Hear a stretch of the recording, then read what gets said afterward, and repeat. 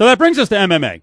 You've talked about this many times, about the evolution of the sport. Mm-hmm. Mixed martial arts is like no other sport, really ever, because the growth of the sport, literally in 15 years, is kind of like the NFL from, say, like 70 to 2011, like a 40-year span where, linemen have gone from 250 and 260 to 330, or you see linebackers now who are 265 pounds, and, in the old days, linebackers could be 220. Well, MMA, the heavyweights are a lot bigger, and then the skill set, there really is no sport comparable in terms of skill set, Dave. No. Where the evolution has happened this quickly. That's right, and that's why I'd like an apology from some of you who crushed me on this about 2 years ago when I made the comment, oh, you don't know anything about mixed martial arts. You're right, I don't. But I know about evolution.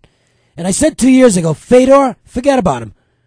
He's going to get annihilated by any of these newcomers. You want to believe in this legend, that's fine. He's going to get crushed. And I've been right on target with it. You know why? Because the guys who were stars years ago can't be stars anymore because the new guys are bigger and better. Way better. Fedor, finished. Was finished before this fight.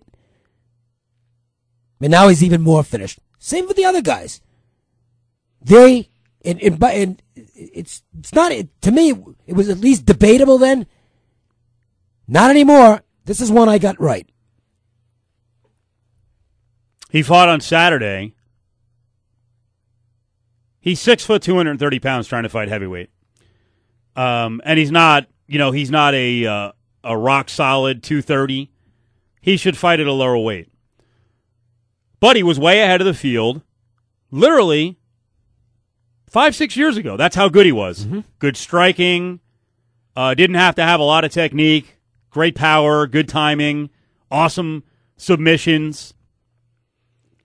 The problem was back then, most of the heavyweights that were his size, like him, really should fight 205. So he's a very strong, even though he looks chubby, a strong 230. But guys that he was beating that were the same weight, and he would fight smaller guys. They should be fighting. Some of them should have been fighting middleweight, light heavyweight. The big guys that he fought, you know what? There was no testing in Japan, so a lot of them were kind of giant, enhanced dudes, wrestlers, 250, 260, maybe bigger. He fought guys who were 280, 300 pounds. But with that, there wasn't a whole lot of skill.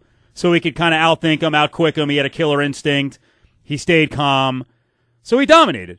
The problem now is every good heavyweight is 240 to 290.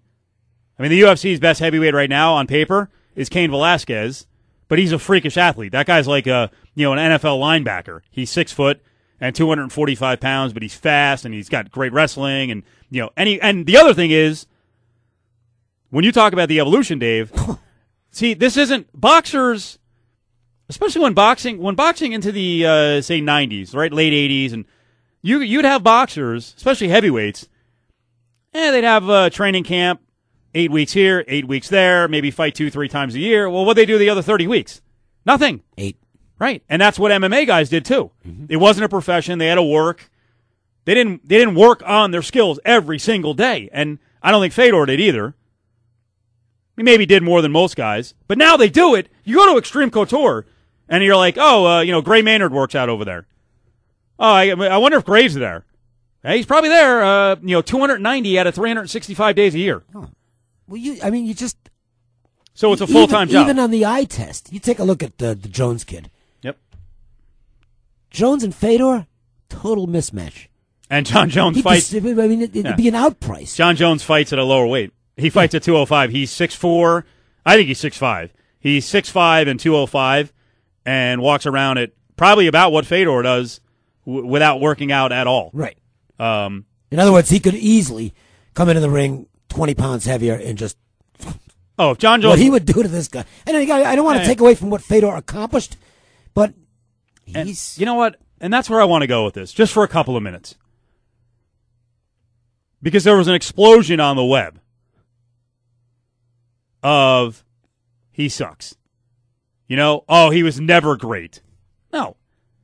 It's a weird evolution with this sport. It's hyper fast, all right? It's moved along, like I said, like the NFL did over 40 years. MMA has come along, especially size-wise, in like 15. So, I'll go back to the NBA, for example. Because the NBA, a lot of it is size, right? Yep. Okay, well, if Fedor sucked, he was never that good, right? He was good amongst his peers in his era. He was great. He won for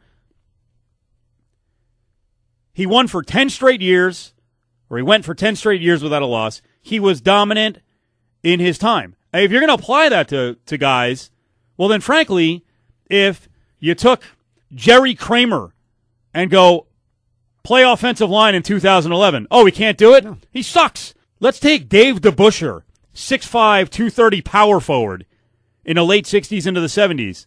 He can't play power forward now? He's getting destroyed by guys off the bench? He sucks. No. You're great in your era. Tim Sylvia, he wouldn't even be a top 40 guy now. He's not. He just lost to a guy who lost in the first round of the reality show that Kimbo was on. I mean, the kid's got some potential. A kid named Abe Wagner, he got knocked out in 45 seconds. Phil Baroni is a local. Phil is now like 13-13. He's like 33 years old. He's a one-dimensional slugger. He was a somewhat elite fighter at 185 and 205 pounds. If he tried to fight 205 now, Phil Baroni, 5'8", 205, fighting John Jones. Okay. But that said, in their era, they were good. I'm not comparing Baroni to Fedor. Fedor was the most dominant guy in the world at his time, along with Matt Hughes, who now is 37, 38. Can't compete on the same level. Maybe you take even the best Hughes 7 years ago and put him now, maybe he still can't compete. Chuck Liddell, even at his best, maybe he still can't compete. It's a unique sport. So I just, because there are a lot of people up on the web, because I put up the first couple of stories on Fedor, talking. Dana White went up and smashed him on Twitter and was arguing with fans. He just didn't want to deal with reality, so I was getting some reaction. I'm a big Fedor guy. I will tell you right now, of, let's say, dozens of people who vote in these pound-for-pound polls, I had him higher than anybody, all right? I thought he had a chance to come back. He was going against a guy, Antonio Silva, who has giantism, right? So he's a little freakish. He cuts to 265. He's 18-2. He had a little trouble when he first cut to 265 because he used to fight at like 300 pounds. So he's finally got it all together. So the way the fight unfolded, the guy weighs in at 264. He rehydrates. He's 280-plus pounds. He's going against Fedor, right? He gets him down. Well, he's not a dummy, The only way he's going to get caught in a submission, if for MMA, casual MMA fans, there's a bunch of different positions on the ground, but really the only way he's going to get caught in a position from the bottom is to be in Fedor's full guard, kind of between his legs where he could throw his legs up and get an arm bar or triangle. He just laid on top of him in half guard with one leg out and just did whatever he wanted. He brutalized Fedor. He couldn't get up, and by the end of the fight, they say he doesn't have a broken orbital bone, but it looked like he did on his right eye. He couldn't see, and they stopped the fight. And it's a crazy sport. It's a crazy sport because it's gotten popular, and you've got all these athletes who weren't around 8 years ago. That type of athlete, they were football players. They just and guys work at it. So right now we'll see. We may be saying even, and he's only like 23. John Jones now. In 2021, maybe we'll look back and go, not that good. Actually, I have a feeling we might. We shouldn't do that, though. Well, no, I'm saying... Wrong. See, if anybody was knocking Fedor and saying, he was never that good, yes, he was. Yeah, he was. He was that good in his time. In Unfortunately, that time has now passed him by. Yep. And it wasn't a media creation. You are what you are in your era. I don't know could Walter Johnson pitch, throwing 89 miles an hour. I don't know if he could now. I don't know if he had 6 pitches. When guys can study film, there's more specialization. I have no idea if he could pitch now. Maybe he could. I don't know if Babe Ruth, against all cultures, all races, who not exactly a workout warrior. I don't know if he could hit now. 60 home runs at 6 foot and 250. Especially with the the different. It does enter into it. The media tracking his every move, which they didn't do back then. It was a lot easier in a sense to be a baseball player. No, that's why all you can do. It's why comparing eras to me has always been dumb. Yeah. It doesn't make any sense. It's like, how would Jim Brown do in today's football game? I don't know. You know why? He's not in today's football game. I can tell you that in his football game, he's the best I ever saw. But that doesn't mean he's the best of all time because there's no way to compare different times. I hate to see it in fighting. When a guy gets to the end of the road, he may fight again. He, after the fight, he was down and said, maybe it's the end of the road.